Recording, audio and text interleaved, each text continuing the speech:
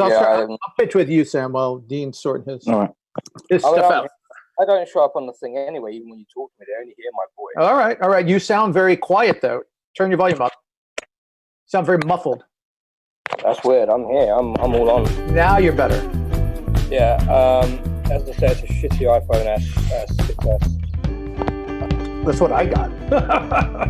Well, for me, but that's not what I'm on right now. I'm on my Mac. No, but for me to use this, it's I got you. Where do I put my background image on? I don't know. Oh, it's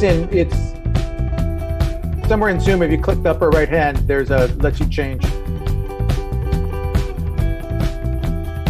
I'm ready. Just give me a countdown. Mm-hmm.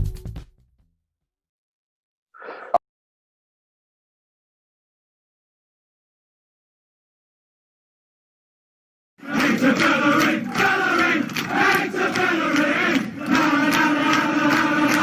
Owned by Mustafi. Bellerin! Brilliant! 2-2! Hector Bellerin, Hector Bellerin. That's a song. Yeah.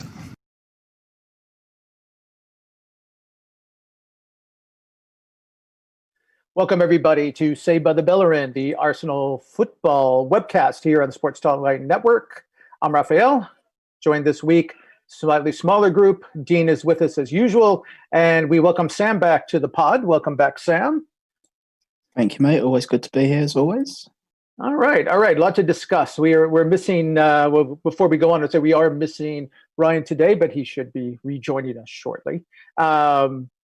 Anyway, a lot on the pitch, a lot off the pitch. Arsenal starts the day in 10th, although as things have set up, they can walk off the pitch in a couple of hours, having moved up to 8th if they get a win, and can leave themselves still in the running for European football. They would be right behind Tottenham, right behind Wolves, were they to beat Aston Villa today, and would lead to a very exciting Sunday, where we could see if they could climb to 7th. They could mathematically possibility of them moving all the way up to 6th. Let's push that off for a side. We'll get to Villa in a moment. We've got plenty of time. Lots of stuff off the pitch. Ryan, let's start with this. Lineup comes out today. And again, no Mesut Ozil. At this point, are we to assume, there's a lot of interesting photos that he's been posting on social media. Are we to assume now that he's done for the season? And might we assume that this might be it for him in an Arsenal uniform? Yeah, in a short phrase, I think that Ozil is probably done and dusted at Arsenal. Going by Sky Sports questions by Brian Swanson, I think it is. He asked Mikel about Mesut, and basically Mikel's response was, "I don't know." When Brian tried to clarify that I don't know whether we see Mesut in an Arsenal shirt again, he goes, "Well, I've got to pick a team from 24 players, so at this stage I don't know. It's down to him to be selected and to see whether." And then again, Brian pressed a bit further, saying, "Is it possible this is Mesut Ozil's last season or last appearance in an Arsenal shirt?" And basically Mikel said he's got the same chance as everybody else. So it seems to me this is purely down to Ozil's desire to be in the team. There's a lot of talk to say there's a lot more behind the scenes going on than what's being let out at this stage, but I won't really comment on that at this moment in time, because as far as I'm concerned, that's purely speculation. But in terms of news as well regarding Mesut Ozil, Blind in Germany come out and said that he rejected a move to Fenerbahce. The reason for that is because they wasn't offering enough wages. It was reported the wage that Fenerbahce was offering was around about 50,000 a week. Obviously, that's a massive drop from what he's on at the moment. But if Mesut really wants to be playing, either he needs to back up his ideas at Arsenal to play for the next season, or he needs to be realistic in what he's going to be getting wages from abroad. But for me, I think we've seen the last of Mesut Ozil, and to be perfectly honest with you, if that is the case, I think generally for the whole football club, it's probably for the best. All right. And there is another rumor that ties right into, if Ozil goes out, who comes in? We'll get back to that in just a couple of minutes. But Dean, I want to bring you in another hot rumor, one that might even be materializing today. You've been following the Joelson story, hot youngster, winger, forward, second striker from Portugal. It seems that every hot young winger that comes up is the next Ronaldo, but this guy is being talked about as the next Cristiano. Arsenal apparently are heavily in for him. According to reports I've seen out of Portugal that you have been sharing with me, they've been the most aggressive team to come in for him. He has a high release clause, and it looks like some activity could be going perhaps as early as today. Yeah, that's right, Raf. I want to just change tack very, very slightly, because something that's just come up as we're doing the pod right now. Christian Falk of Sport Build has actually just came out to clarify that allegedly Arsenal are not the first choice club of Deo Upamecano. So that's something that's just come, I guess, hot off the press, as you were, literally about 5 minutes before we came on the pod here. So I'm not sure, obviously, where that leaves us with him. I'm not sure if, obviously, we're still in with a chance, because obviously we were pretty convinced that one was quite one of the solid ones that Arteta was going for. But according to Christian Falk, who's generally pretty reliable when it comes to German news, Arsenal are not Deo Upamecano's first choice. So obviously, I guess there'll be a little bit more of that to come. But in regards to Joelson Fernandes, he is from Sporting Lisbon in Portugal.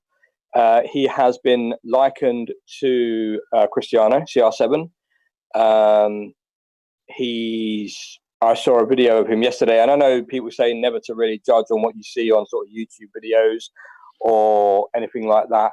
But I've seen a lot of reports from people that have watched him. I've seen a lot of sort of fans out there, people that do sort of keep track of these wonder kids, if you will. And so I thought I'd check it for myself. And he has got the quickness. And I wrote a little thing about him a little while back for, say, by the Bellerin Sports Talk line. And I wrote a little bit about him, about how obviously he's got glue on his boots, like the way the ball sticks to his feet, the pace, the guile.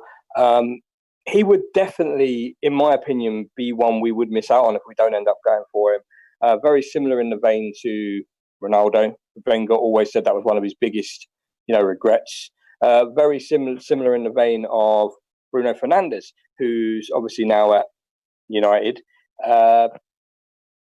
So I do think he's something we need to go to.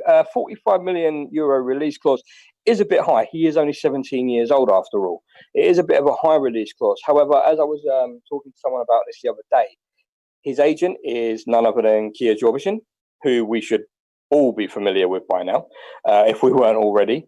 As it's clear and reported quite a lot that Sport are in need of the money. So I don't feel there's any way that Arsenal, if we do end up going for him, will end up, having to pay a 40 million pound, 45 million euro release clause for him. Also, there's talk recently as well that he's going to be, or we're going to be, looking to send a youngster on loan to Portugal to sort of sweeten that up a little bit as well. It wasn't very heavily spoken about, because the report came out a while back, very sort of low level. It was Ojogo, I believe, in Portugal, who are a quite high tier source. But there was nothing really spoken about from then. And then Ebola said that he had extended his contract with Sporting and upped his release clause to nearly 80 million, 90 million euros or something. But now since then, that's come out that isn't true, and he's actually rejected another contract offer for them. So, and we are, as you said, the most, I guess, aggressive, the most sort of pushing, the team most pushing for his signature. And yeah, as you say, it was said on Sunday that Arsenal were looking to do something within the next possibly 48 hours, which would be today. So I do expect us to hear a little bit more regarding that story, if not sort of later, but tomorrow possibly. Okay, quickly now, just to follow up, does he play primarily on the left or on the right? We seem to be having some technical issues. We'll hope we can get back in and follow up with that.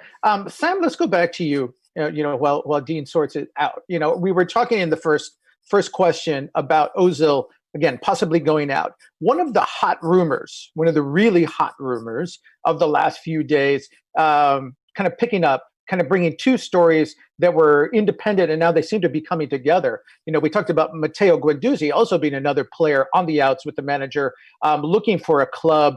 A lot of rumors that Philippe Coutinho was looking to get out of Barcelona. His career had stalled out there, and then suddenly comes out a few days ago, I think it was Ryan that brought us to our attention, something in the Spanish press, that Arsenal and Barcelona may in fact be discussing a swap deal for the two.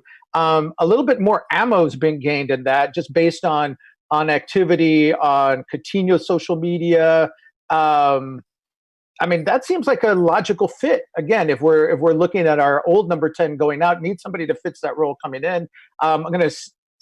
I was looking some research on this. How good was this guy? We remember he was really good. I'm going to give you a couple of numbers. In his last full season, he had 13 goals for Liverpool. His last full season in the Prem. And then the next season, he splits it, half at Liverpool, half at Barca. He scored 15 goals from the number 10 position. We've talked about this on the pod. Our entire midfield this season has scored 5 goals. This is just what the doctor ordered, maybe. Yeah, most definitely. There was a rumor. Well, I say there was a rumor. There was a nickname for Coutinho called Shootinho whenever he was around the box. Yeah, as you say, he can play in the number 10. He's very creative from that position. He can play on the left wing. Again, creative, scores. Can also play as a number 8, bit deeper. But then again, you're losing some of his scoring abilities, but then the emphasis is more on him to create. At Bayern, he stalled, as you say, at Bayern and Barcelona. He stalled a little bit. I think that's due to injury, though. I think Mikel Arteta, if this swap deal does happen, is definitely the manager to bring the best out of him again. I think that Mikel will find a formation that really brings out the best in him. And the agileness that he's got in tight spaces in midfield, just generally right across the way there, would give us a bit more. He's able to carry the ball, which again we haven't got currently. But yeah, I think there's a lot of plus points if we was to bring him in. Coutinho is somebody that is definitely available on the market. Someone that we definitely should be looking to bring in my eyes. I know a lot of people will say that we should go for Aouar of Lyon. But for me, it's a difficult one between the two of them. But I just think for me, Coutinho will just pip it, because also he's got that bit of versatility to him as well. But yeah, he definitely would bring a lot to our midfield. And I think that he's definitely one that's needed. Yeah, and we kick this about because the term Prem proven seems to be overvalued. We heard that last year when it was Pepe versus Zaha. The Zaha partisans were like, well, he's proven in the Prem. And, those of us who look, the Pepe partisans were like, but proven what? But, Coutinho's definitely Prem proven. I mean, top club, top level. He was on Team of the Year at least once, maybe twice. He seems like somebody who could just be good, as the phrase goes, right out of the box. Yeah, 100%. Again, he would need a full pre-season just so that he can link in with his teammates and get a basic understanding of that chemistry and camaraderie within the team. Also, with Mikel, he would need to adapt to what Mikel wants from him. But again, Mikel is one that is very detail orientated, so I don't think that will be an issue for any player coming into Arsenal. Them discussions, I believe, would have been taken at the point of negotiations, so that the player has a clear idea of where he's coming into Arsenal, where he's coming into the formation, and what's expected. So yeah, I just think he would be one that would be able to hit the floor running. And as you say, he in the Premiership under Liverpool, he was extremely good. Well, proof's in the pudding. He got the £140 million move to Barcelona. And if he wasn't that great, he wouldn't be moving for that kind of money. All right. So before we move away, I'm just going to very quickly, because I know you've been asked this on social media. It's not a done deal, right? It just seems to be increasing in intensity. But on that, 1 to 10 scale, how likely is it in your opinion? Give it a number.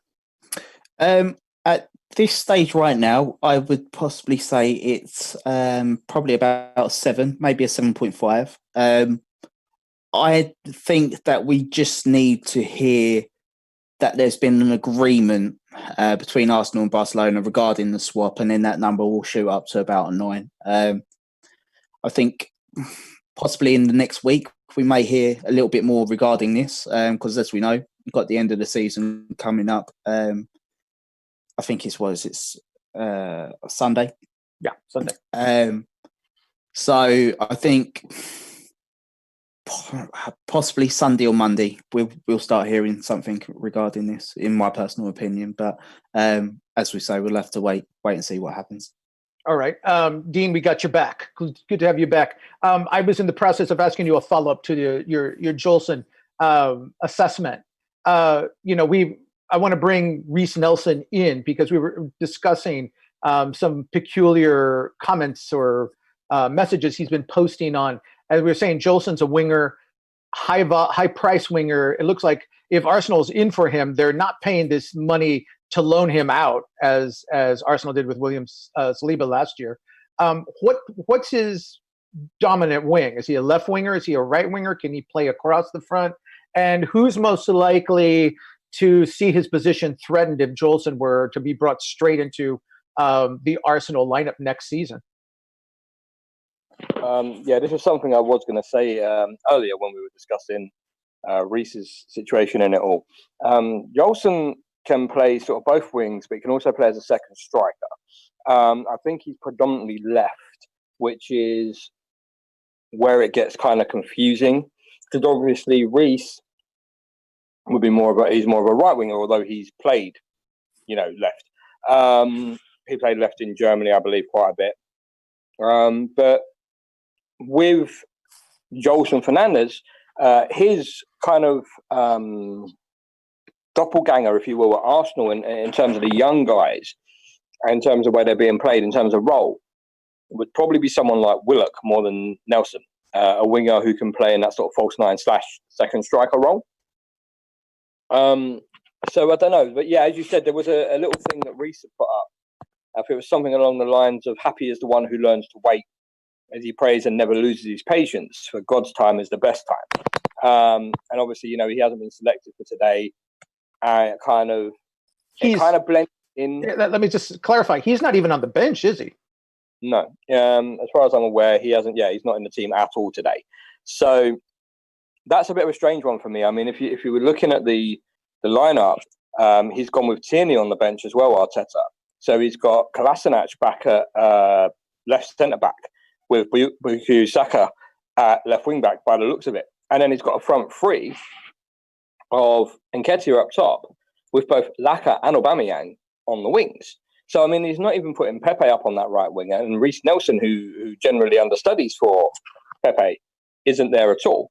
So it kind of integrated with what we were saying previously in regards to how they said something was possibly going to be proposed in terms of a bid to Sporting for Jolson. And the fact that obviously Nelson hadn't turned up got my ear tingling a little bit at least. But I think it was Sam that said as well, I don't think he could see that being the sort of swap if we sent someone out on loan. And I don't know if it was going to be anyone. I think you and I both said as well, I think if Nelson was going to go anywhere, it would probably be Germany. Again, because he did so well on loan out there. And if anyone was going to go, I think, in place to replace, I guess, Jolson, it would be Willock. But it is quite, I guess it's a little bit of an interesting story in itself as to why he hasn't even featured on the bench there, especially with his 5 substitutions, because I'm not aware of any injury or anything for Reece. And the patience thing, it does, it sort of strikes a chord. It is a bit confusing. Yeah, it is. And let's bring it to the match today, though. I mean, we're still, for those of you following us, we still have a lot more on the transfer front to discuss. We haven't talked about the midfielders. We haven't talked about Partey. We haven't talked about Mark Rocca. Are they or are they not? Obviously, we've got this story that Dean just pulled off of social media about Upamecano. We'll revisit that in the post game. So we have a lot to discuss after the match is over, but we do have a match coming up in less than 10 minutes. So, Sam, they're playing Aston Villa today, and Villa are in the drop zone right now. This is a match really for their lives. I think if they're not eliminated if they lose today, because Watford was defeated soundly by City earlier today. But if they do lose this, they're in really bad shape going into the final weekend. Dangerous team. Obviously, we know about Jack Grealish. Who else concerns you looking at their lineup?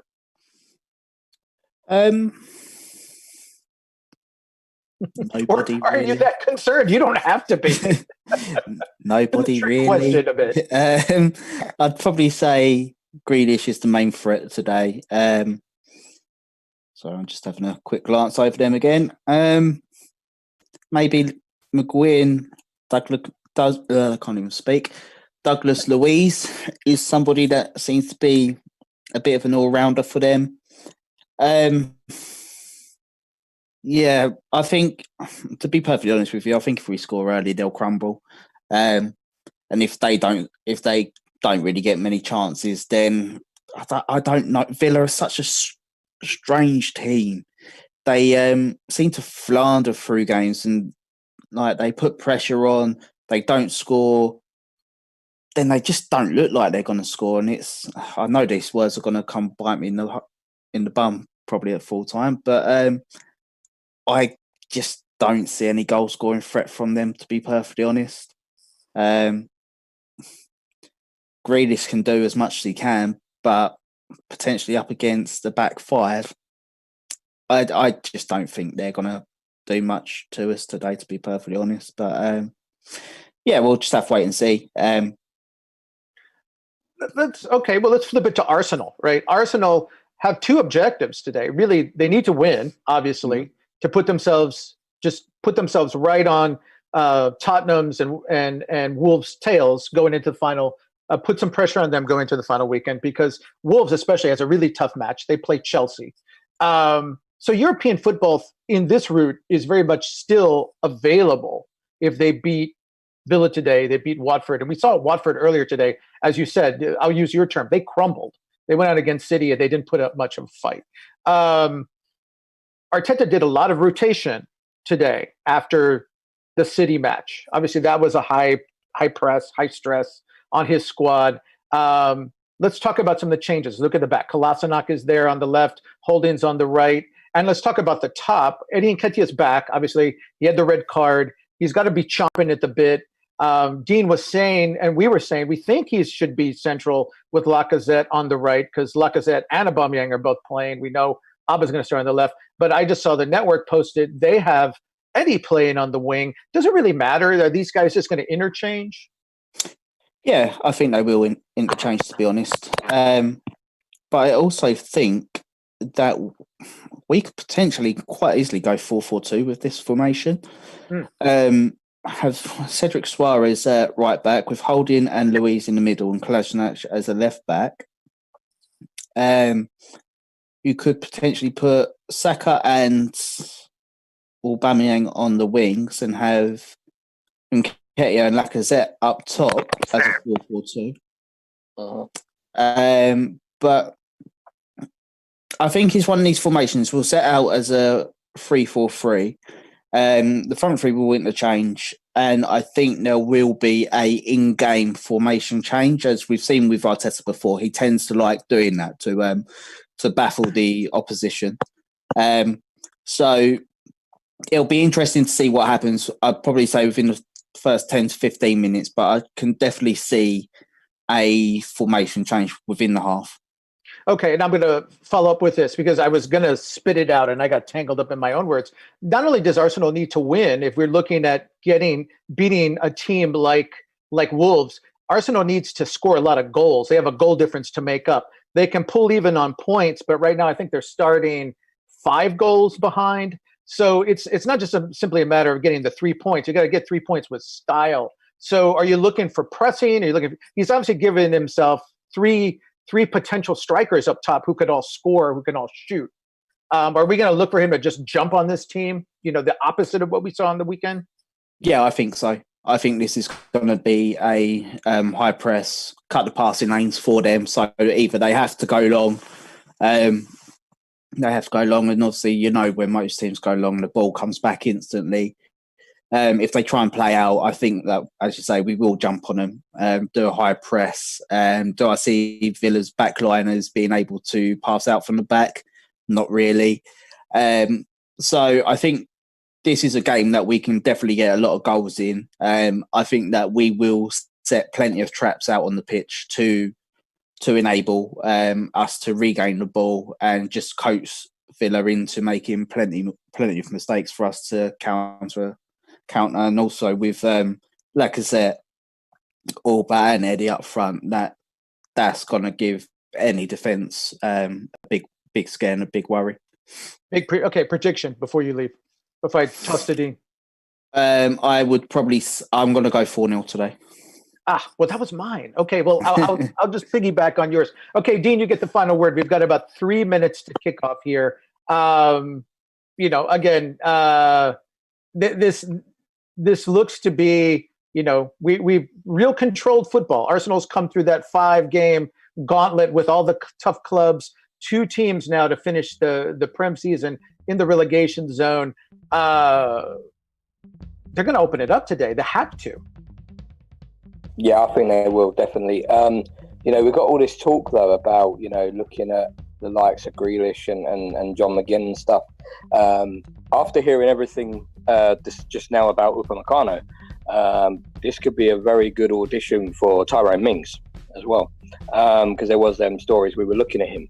I wouldn't be surprised if we did kind of run the rule over him today, but I could definitely see us ripping them today. I'd say Villa aren't no slouches, but they've not exactly done the do, and done the whole deal this season. But, it's been a very unfortunate and a very weird season, and they are kind of fighting right now. And these are the teams that are worse. We always seem to get the teams that end up fighting for survival near the end and at the end of the season. So it's going to be one of them games. It's going to be a tough battle, but I reckon we'll knock them for 5. To be honest, me and Ryan did say it the other day. I reckon it's going to be 5-0. Okay, well, Ryan also said he's not here, but we'll put his score up there. He said 5-0. None of us have Villa scoring. Maybe I'll amend mine to 4-1. It seems that Arsenal always give in a goal. And to differ from Sam, I'm going to say 4-1 today. But we're looking at Arsenal wins. Actually, again, to make goal difference, I'll say 5-1. I'm going to kind of split the difference there. Okay, folks, we've kind of come to the end of the pregame. They're all doing the kneel. They're getting up for kickoff. We will join you at halftime with 10 minutes, 15 minutes of analysis. Obviously, join us then. Join us in the postgame. We have more possible transfer discussion topics to discuss. And as you know, there'll probably be some other headlines, crumbs to pop out in the 90 minutes of football. So again, stay with us and we'll catch you at halftime.